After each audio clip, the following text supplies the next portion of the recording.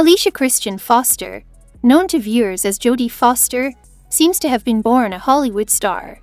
Today she is one of the most popular artists and a talented director, and her high intelligence, versatility and unique personality of a celebrity distinguish her from famous colleagues. Childhood and youth.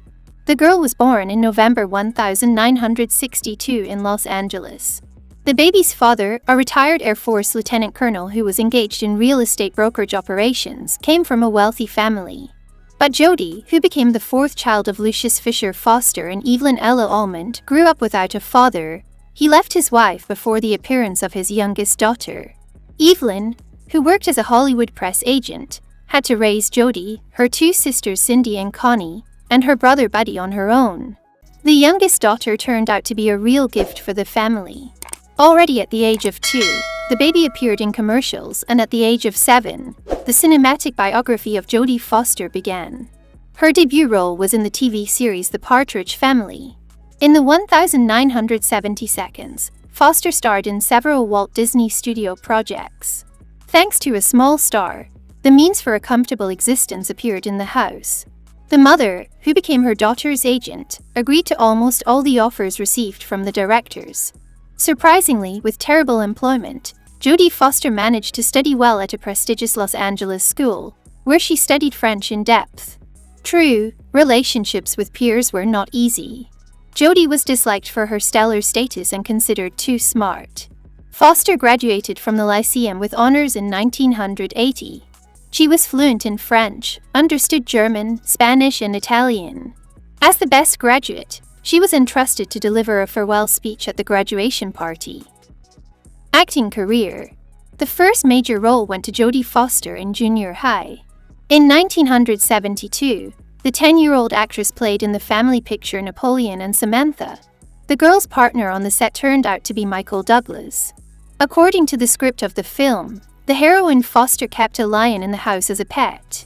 During the filming, the animal attacked Jodie, forever leaving a terrible memory, several scars on the body. The directors lined up for a talented little actress. Fortunately, it was not difficult to get consent to shoot from my mother. New paintings with the participation of the young artist were released every year.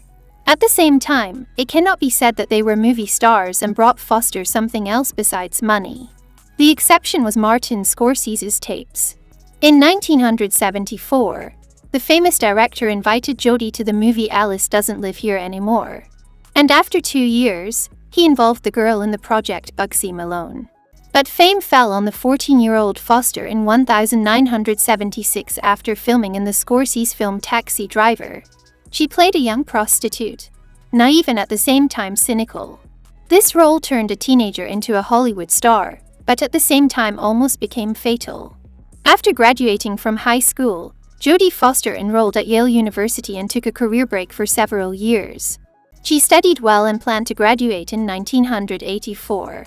But a mentally ill John Hinckley appeared in the girl's life. This man looked at the picture Taxi Driver 15 times. He became obsessed with young Jodie and decided to woo Foster at all costs. For this, Hinckley entered the same university, choosing a writing course. He pestered Foster with calls and bombarded her with love messages. In March 1981, Hinckley, after another viewing of Taxi Driver, made an attempt on Ronald Reagan. The criminal was sure that the murder of the president would certainly help him win the love of the actress. Foster received a bachelor's degree in literature and a diploma with honors in 1985. 12 years later, Yale University awarded Jodie a doctorate. After the role in Taxi Driver, the talented artist was inundated with offers. But now she has taken up her career in earnest, pushing her mother into the background. Foster agreed only to those roles that she considered worthy in order to move away from the role that appeared to her after Taxi Driver. Jodie managed to turn the situation around. In 1988, her filmography was replenished with the drama The Accused, where the performer literally snatched the main role for herself. And she did the right thing. The picture brought the actress her first Oscar. The second statuette fell into her hands after the release of the cult The Silence of the Lambs. The cinematic biography of Jodie Foster turned out to be at the top, which only Hilary Swank managed to climb over time. The star received 2 Oscars before reaching her 30th birthday. However, after the release of the film, the actress admitted that she was afraid of actor Anthony Hopkins on the set, so he got used to the role. In addition, the actress said that the picture had a hard effect on her psyche. Therefore, she refused to appear in the film Hannibal. In 1995, Foster was again nominated for a statuette for her work in the film Nell, but Jessica Lange was ahead of the actress with the film Blue Skies. Among the best films of the actress, fans highlight the film Somersby, where Foster starred in tandem with Richard Gere in Maverick, in which Mel Gibson became Jodie's partner. In Contact by Robert Zemeckis, director of the legendary film Back to the Future, the actress shared the lead role with Matthew McConaughey. The author's idea to show the contradictions between scientific and religious attitudes to extraterrestrial civilizations brought success.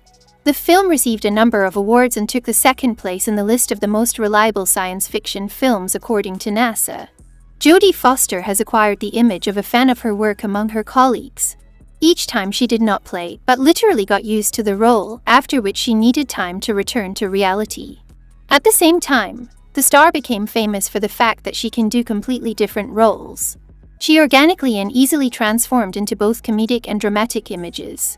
In the thriller Flightplan, released in the 2000s, Foster appeared in the image of aviation engineer Kylie Pratt, who lost her daughter on board the plane. In the movie Panic Room, then aspiring actress Kristen Stewart shone together with Jodie. In 2013, the artist was awarded the Golden Globe for achievements in cinematography. It turned out to be just in time, because in the same year the science fiction film Elysium was released, where Foster's work was mercilessly criticized for the first time. Viewers saw their favorite artist in Drew Pearce's action movie Hotel Artemis in June 2018. In an interview for the release of the film, the celebrity said that when creating the character, she looked for inspiration in the heroines of Barbara Stanwyck, the highlight of which is an harmony of emotional and rational with an obvious note of sarcasm. Director. Foster is not only a gifted artist, but also a talented director. Jodie's debut in this capacity took place in the film Little Man Tate, which she shot at the age of 29. Later, the Polygram Company allocated the director $100 million to open his own studio, where Foster shot Home for the Holidays, Beaver, and the second season of the TV series House of Cards. In the movie Beaver, Foster took the main roles to herself and Mel Gibson. In 2016, fans of Jodie Foster's directorial talent welcomed the star's new project Money Monster. As a director, the artist performed in the third episode of the first part of the series Orange is the New Black under the title The Request for Lesbianism is Denied. Jodie asked herself to be the director of this series. The celebrity was awarded a nominal star on the Hollywood Walk of Fame. When the opening ceremony of the star took place, the actress admitted that she dreamed of getting it for directing. In her acceptance speech, the actress first of all paid tribute to her mother and told about the baggage of new ideas. In 2017, under Foster's leadership, the second episode of the fourth season of the popular multi-part film Black Mirror called Archangel was released. After a break, the star returned to the director's chair and in 2020 took part in the creation of the final episode of the sci-fi project Tales from the Loop called House, based on the illustrated book of the same name by Simon Stollenhag. Personal life. In Hollywood, the actress was reputed to be an intellectual. Male colleagues were afraid of the girl and did not dare to have affairs. After the release of the film Maverick, they started talking about the alleged romance between Foster and Mel Gibson. But he denied the rumors, saying that he was unlikely to be able to communicate with a partner who could easily knock a man out, because the fragile Jodie at that time succeeded in boxing. However, many noted that after communicating with Foster, a pleasant impression remains. The actress is a very well-read person, but the rumors about the unconventional orientation of the star turned out to be true. Jodie Foster's personal life hit the top of the news in the late 1990 seconds and early 2000 seconds. The actress gave birth to sons Charles and Christopher. The first child appeared in 1998, the second in 2001. Today, the guys have already decided on their goals for the future. The artist once shared that she misses the time when it was possible to ride a bike with children and box. Nobody knows the name of the guy's father, because the artist never mentioned her husband or boyfriend. Rumor has it that the boys were born after artificial insemination. The donor allegedly turned out to be a close friend of Jodie, Randy Stone, who later became the godfather of the kids. But there are also those who call Gibson's father. The artists themselves refuted this assumption, saying that the couple only have a professional relationship. There is information that Randy Stone, who fought for the rights of sex minorities, convinced Foster to come out before his death. In 2007, the star revealed that she had been living with her partner Sydney Bernard for the past 14 years. But a few months after this revelation, the couple broke up. Soon Foster had a new lover, screenwriter Cindy Mort. But this short romance was replaced by another, also short-lived, with singer Sophie B. Hawkins. In the winter of 2013, at the Golden Globe Awards ceremony, Jodie Foster officially declared that she was a lesbian. And in the spring of the following year, she registered her marriage with actress and photographer Alexandra Hedison. Back in 2001, Alexandra was having an affair with the popular presenter Ellen DeGeneres. The women were in a relationship for 3 years and then broke up. In 2011, the actress' father was accused of fraud and imprisoned for 5 years. Jodie Foster is a staunch atheist and does not belong to any religious denomination. The actress repeatedly got into casual situations, forced in social networks and the press because of her resemblance to Helen Hunt. In addition to a similar appearance, the women are almost the same age, both have received an Oscar and have directorial experience.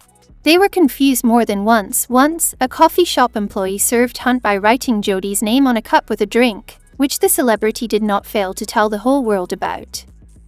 Jodie Foster now.